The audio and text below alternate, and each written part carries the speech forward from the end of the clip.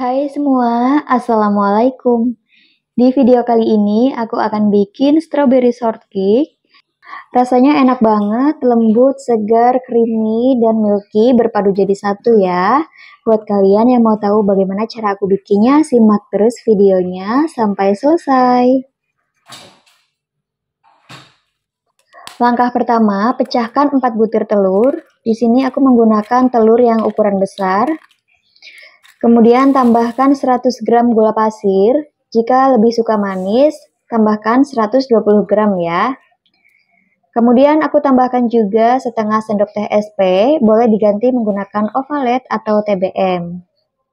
Lalu tambahkan 1 saset vanili bubuk atau kalau yang cair boleh setengah sendok teh ya. Kemudian mixer semua bahan menggunakan kecepatan paling tinggi hingga putih, kental, dan berjejak. Untuk lama memixernya tergantung dengan kecepatan mixer masing-masing ya. Nah ini setelah beberapa saat di mixer, adonannya bakalan naik dan mengembang secara perlahan ya. Setelah putih kental dan berjejak, jika diangkat meninggalkan jambul seperti ini udah cukup, aku akan matikan aja mixernya. Kemudian sekarang aku akan masukkan bahan kering. Terdiri dari 1 sendok makan susu bubuk, 1 sendok makan tepung maizena. Ini aku masukkan dulu ya, sambil diayak supaya tidak bergerindil.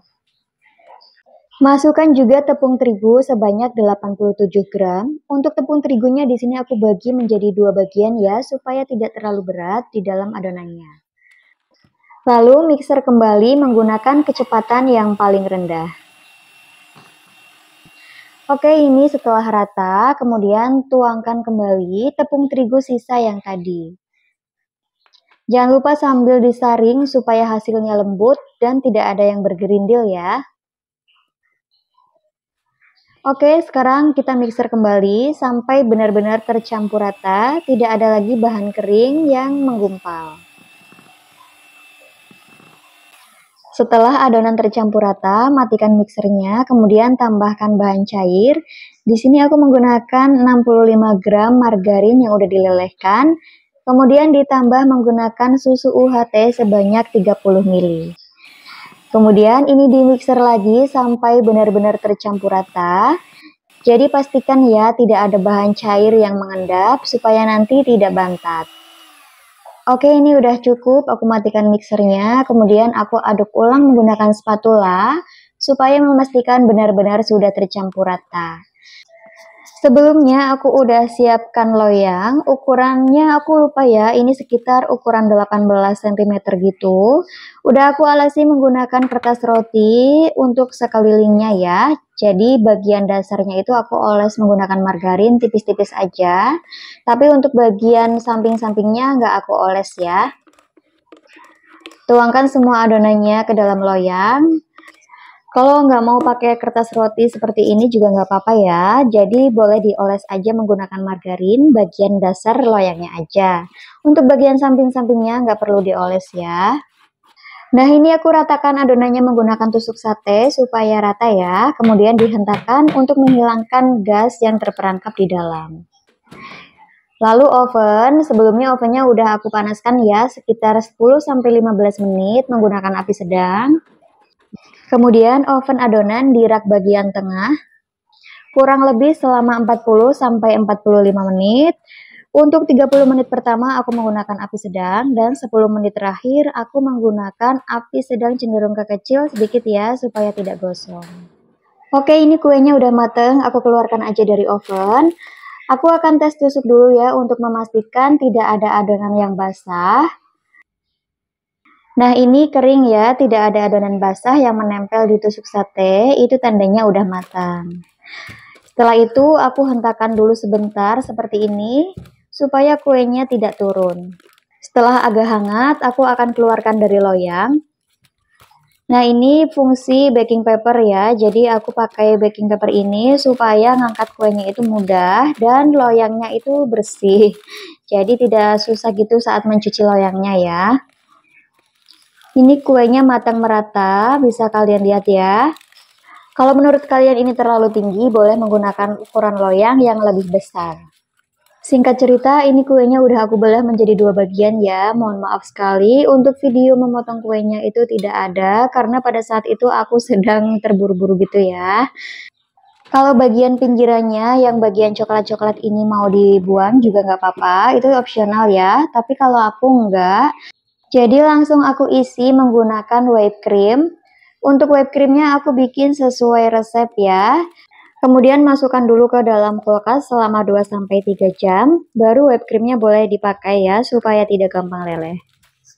Setelah kue ini terisi penuh dengan whipped cream, kemudian diratakan menggunakan spatula sampai rata ya, jadi nanti bagus, dalamnya itu tidak berongga.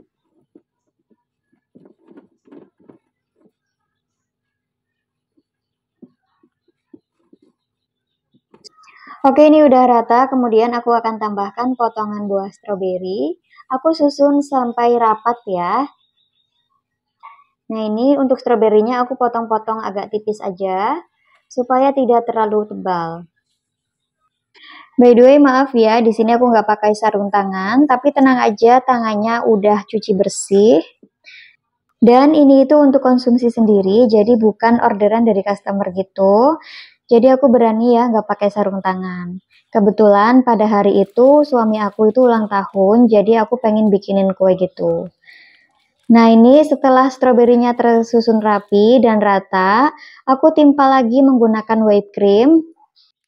Kalau misalkan mau ditambahkan dengan selai stroberi sebelum ditutup whipped cream seperti ini juga boleh banget ya. Jadi di atas stroberinya itu ditambahkan menggunakan selai stroberi. Jadi kesannya benar-benar nyetroberi banget gitu ya. Tapi kalau aku nggak mau, kayaknya itu terlalu asam. Untuk stroberinya aja ini udah asam ya menurut aku. Jadi aku langsung aja timpa menggunakan whipped cream lagi. Kemudian ini diratakan sampai stroberinya ini tertutup rata ya.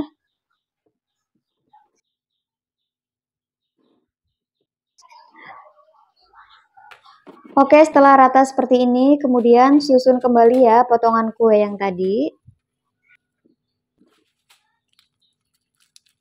Lalu aku hias semua permukaannya menggunakan whipped cream. Kalau misalkan pengen rapi dan juga mulus, kalian boleh hias menggunakan buttercream ya. Tapi menurut aku lebih enak menggunakan whipped cream. Jadi teksturnya itu lebih moist, lebih milky. Apalagi jika dimakannya baru keluar dari kulkas, masih dingin-dingin gitu, enak banget ya rasanya. Kalau untuk jualan, samping-samping kuenya ini bisa ditutup menggunakan mika bening ya. Jadi untuk whipped creamnya itu masih aman. Karena whipped cream tidak tahan lama di suhu ruang, jadi suhunya harus tetap dingin ya, supaya tidak meleber.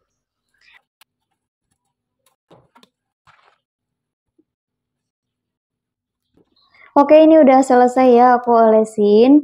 Kurang rapi, tapi nggak apa-apa ya, karena aku nggak bisa rapi banget kalau pakai whipped cream. Kemudian untuk atasnya ini aku beri whipped cream lagi, tambahan, supaya nanti stroberinya itu bisa berdiri. Karena ini olesannya itu aku nggak tebel-tebel banget ya, jadi agak tipis gitu. Nah, supaya stroberinya bisa berdiri seperti ini, jadi aku beri bantalan whipped cream lagi ya untuk atasnya. Pokoknya menghias kue ini sesuai selera aja ya. Untuk resepnya itu udah pas, menurut aku udah enak. Meskipun ini kue panggang, kue oven, tapi nggak seret ya. Jangan lupa juga untuk stroberinya dicuci sampai bersih, jadi tidak kotor ya saat untuk menghias kue seperti ini. Nah, ini singkat cerita, kuenya udah jadi, cantik banget. Menurut aku ini udah cantik ya, karena beneran effort menghias kue menggunakan whipped cream tuh.